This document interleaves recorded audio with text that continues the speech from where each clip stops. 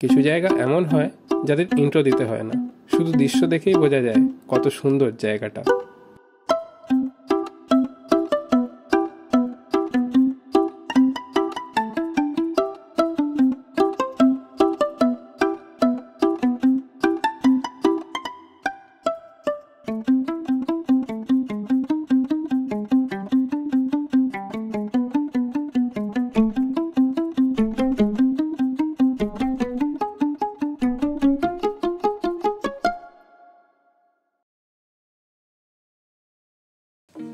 মানা ভিলেজে লোকে যায় বদ্রীনাথ যাত্রা করার সময়। বদ্রীনাথে মাত্র 4 কিলোমিটার দূরে অবস্থিত এই ঐতিহাসিক গ্রাম। কথায় আছে পঞ্চপাণ্ডব স্বর্গে প্রস্থান করার সময় এই গ্রাম দিয়েই পেরিয়েছিলেন। আর অবশ্যই আছে চারিপাশে নৈসর্গিক দৃশ্য। আপনারা যারা শেয়ার ট্যাক্সি বা বাসে করে বদ্রীনাথ আসবেন, 500 টাকা জনপ্রতি দিয়ে মানা যাওয়ার জন্য শেয়ার জিপ পেয়ে যাবেন।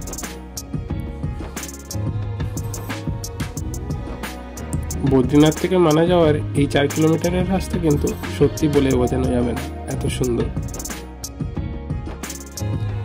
মানা গ্রামও বছরে মাত্র 6 মাসের জন্য খোলা থাকে, মে মাসের মধ্যখান থেকে নভেম্বর মাসের মধ্যখান, অর্থাৎ বদ্রীনাথ যতটুকু খোলা থাকবে।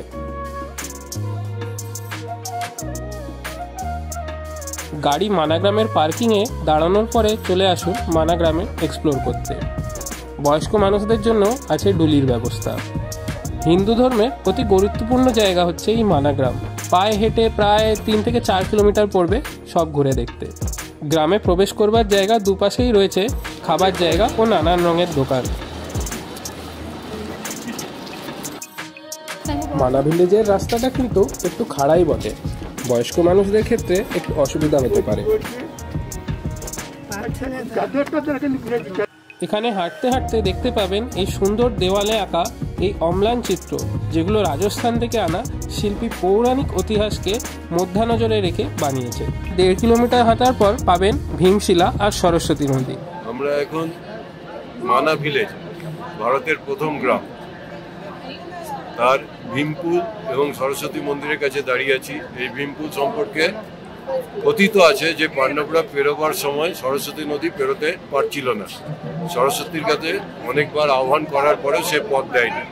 তখন ভীম একটি বড় শিলা এনে নদীর এ প্রান্ত থেকে ও প্রান্ত পর্যন্ত একটি ব্রিজ তৈরি করেন, যেটা কি ভীমপুল বলে প্রচলিত। আমরা এখন সেইখানে বসে আছি ভীমপুল।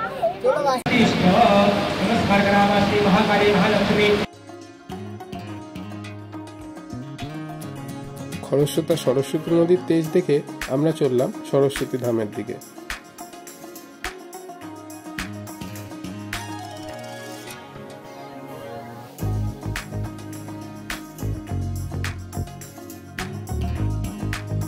মন্দিরের ঘন্টা বাজিয়ে প্রসাদ নিলাম আর চললাম ভীমশিলার দিকে।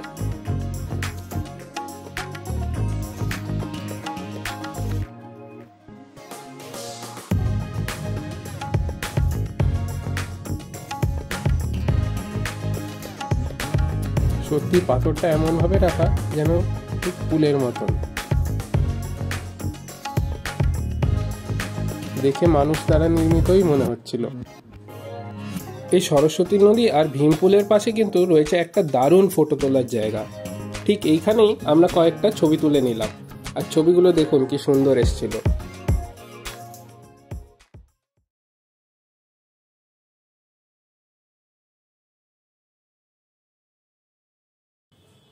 আপনারা যদি বসুধারা জলপ্রপাতে যেতে চান তাহলে সেটা 5 কিলোমিটারের ট্রেক, আর আপনাদের একদম সকাল সকাল চলে আসতে হবে মানা গ্রামে।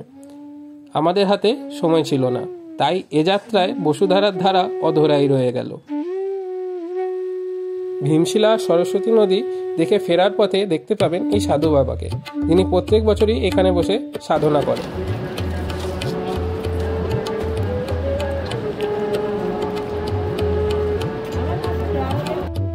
ফেরত যাওয়ার পথে পড়বে গণেশ গুফা আর ব্যাস গুফা।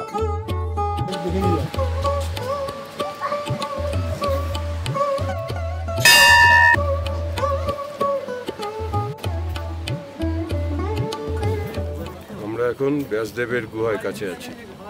এই গুহার প্রায় 5800 কত বছর পুরনো। এখানে ব্যাসদেব 4টে বেদ রচনা করেছিলেন। এবং মহাভারত রচনা করার জন্য গণেশ ঠাকুরকে আহ্বান করেছিলেন। গণেশ গুহা নিচে আছে, সেখানে গণেশ ঠাকুর মহাভারত রচনা করেছিলেন।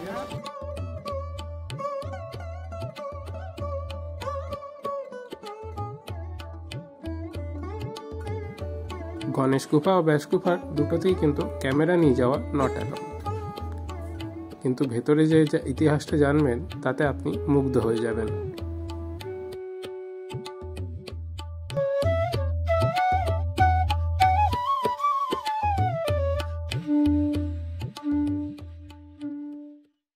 তো আমরা ঘুরে এলাম মানা ভিলেজ, মানে বদ্রীনাথ থেকে 3 কিলোমিটার দূরে, মেন শহর থেকে 3 কিলোমিটার দূরে মানা ভিলেজ। এই ছোট্ট ভিলেজের মানে ইতিহাস মানে আপনারা যদি জানতে চান তাহলে এখানে আসা খুব গুরুত্বপূর্ণ। মানে এত সুন্দর ইতিহাস আর এত মানে কি বলবো মানে ইনডেপথ নলেজ লাগবে এর জন্য, এখানে না এলে আপনারা বুঝতে পারবেন। অনেকগুলো স্পট আছে আমরা ঘুরে দেখালাম, গণেশ গুফা, ব্যাস গুফা, ভীমপুল আর সরস্বতী নদী। তো আমি আমার দাদু এবং বাবাকে দিয়ে বলার চেষ্টা করেছি একটু ফান করার জন্য ব্যাপারটাকে, সব ইতিহাসগুলো। তো আপনারা জানাবেন কেমন লাগলো। আর খুবই সুন্দর, মানে স্বর্গ যদি কোথাও হয় তাহলে এখানেই হবে। মানা ভিলেজের পর্ব তাহলে এবারের মতন শেষ হলো। পরের পার্টে থাকবে নীতি ভ্যালির আনএক্সপ্লোর্ড সাইড আর টিমার্সেন মহাদেবের ট্রেক। অবশ্যই দেখতে থাকবেন, আর ভালো লাগলে অবশ্যই সাবস্ক্রাইব করবেন, লাইক করবেন আর কমেন্ট করবেন।